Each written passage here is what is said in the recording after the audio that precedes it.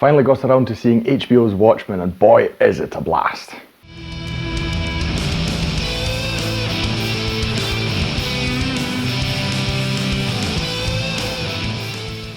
Hi, my name's Drew and welcome to another review video on Flying Wiener. I am talking about HBO's Watchmen series, which was made and released in 2019. Took me a long while to get around to it, even although I am a Watchmen fan, but I'm so happy I did. It is absolutely worth it. I was really blown away by the whole thing, actually.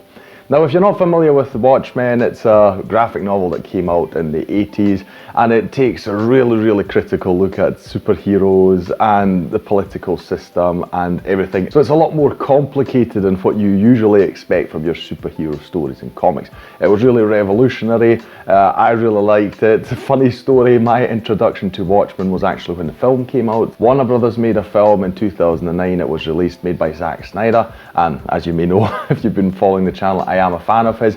But the funny thing is, I actually went into the cinema without knowing what I was getting myself into. I was not familiar with The Watchmen.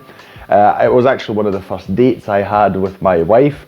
We went to the cinema, none of us had prepared, we're like, let's just watch a film, you know, typical date stuff. And we're like, well, oh, that looks interesting, let's just go in. Now, if you've seen the Watchmen film, it's a rather strange experience to have if you just go in without even knowing which film you're going to see.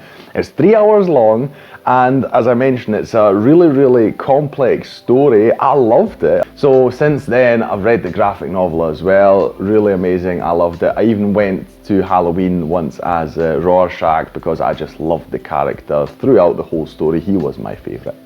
Now, this series, actually, if you are only familiar with the film, that's okay, that will be enough setup that you will need, but please take note that this series is not a continuation from the film. It is actually instead a continuation from the graphic novel, because there are some differences, not major. If you want to know which ones those are, I'm sure you'll find a video on YouTube that will explain them all to you.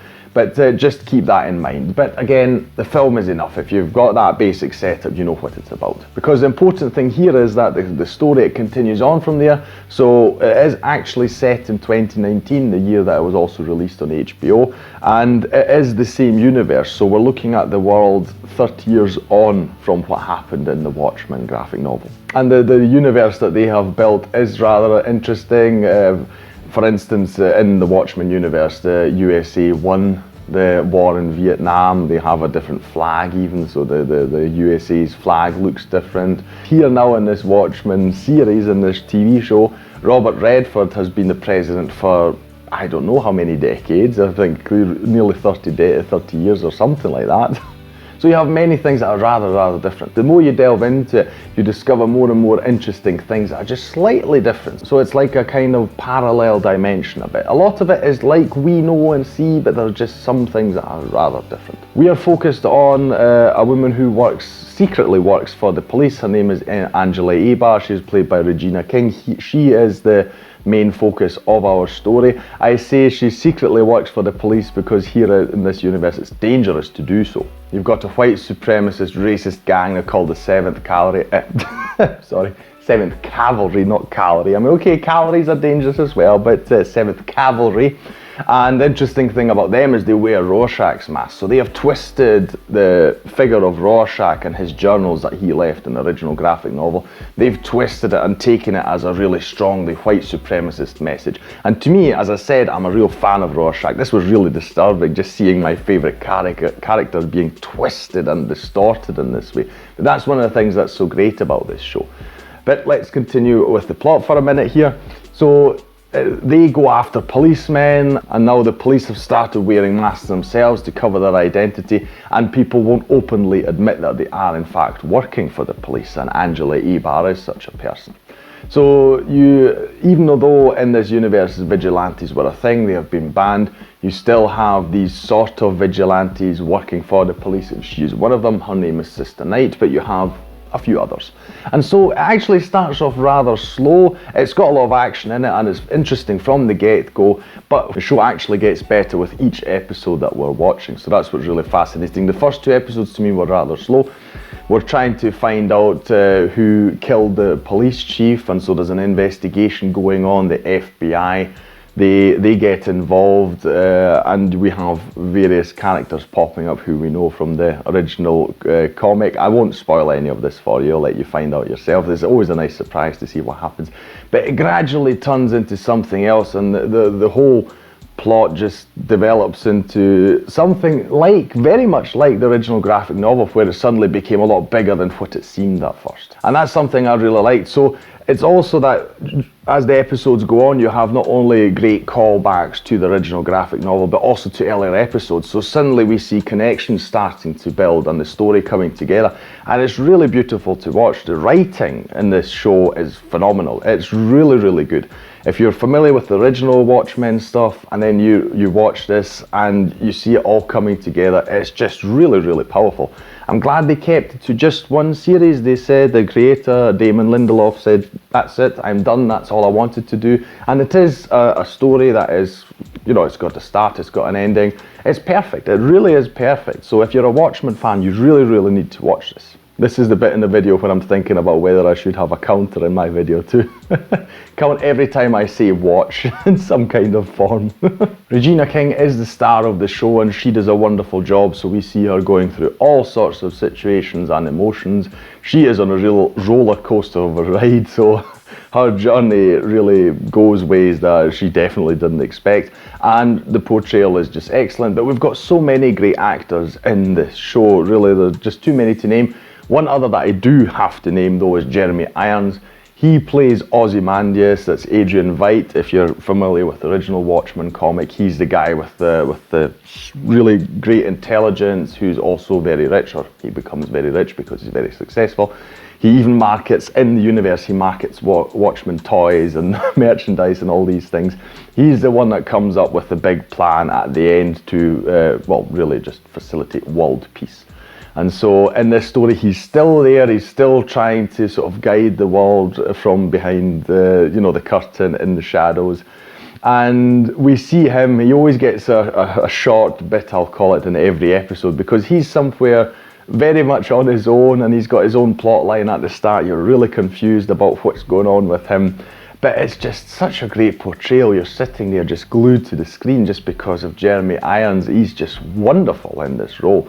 And it's really wacky at times and out there, but he just makes it so incredible to watch. So if you're a fan of Jeremy Irons, you really, really need to watch this show.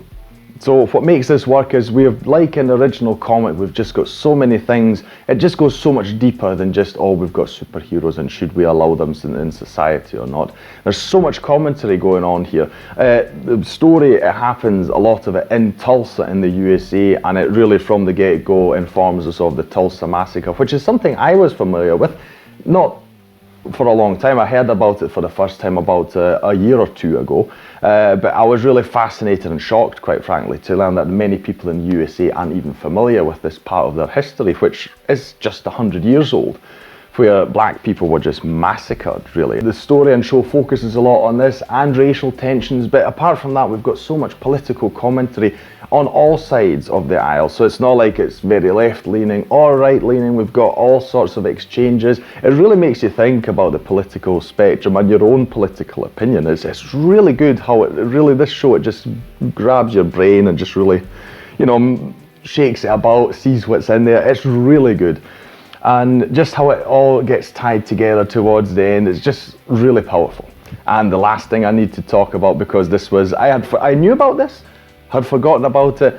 As soon as you watch the first episode, it becomes so obvious. The music was done by Trent, Reznor and Atticus Ross. I'm a Nine Inch Nails fan, have been for a long time, and I love a lot of the film stuff that they do. And this is, again, really, really fabulous work, especially even just in the first two episodes. There's so many tracks that you could easily find on a Nine Inch Nails album. Really wonderful. Throughout the whole show, the music really elevates it as well. So you've got so many factors here that work so well. You've got incredible writing, great acting, great music, and just the characters are great. And I love the Watchmen universe. So if you do as well, you really, really need to watch this if you haven't seen it yet. And if you want to have the full experience, I would say read the graphic novel first, because then you're on par with just the whole story and the events exactly as they happen. But the film would suffice as well, because you just need to exchange a few things here and there to make it work. So a very glowing review from me. Watch it if you can. It's an HBO show, so wherever you have access to HBO, or just do like I did, I just went out and bought it because we don't have HBO here. Absolutely worth the money. Definitely go and get it. Well, thank you very much for watching. Leave a comment down below to share your personal experience with Watchmen. Like I say, I had my own that I'll probably never forget. Had a little chuckle to myself, but also talked about it with my wife, and she also had a little chuckle about it. Yeah, it's quite funny, these things, how they happen. And if you enjoyed this video, please like, share and subscribe. It's the best way to support this channel, and I'll see you in the next video on Flying Wiener. Take care.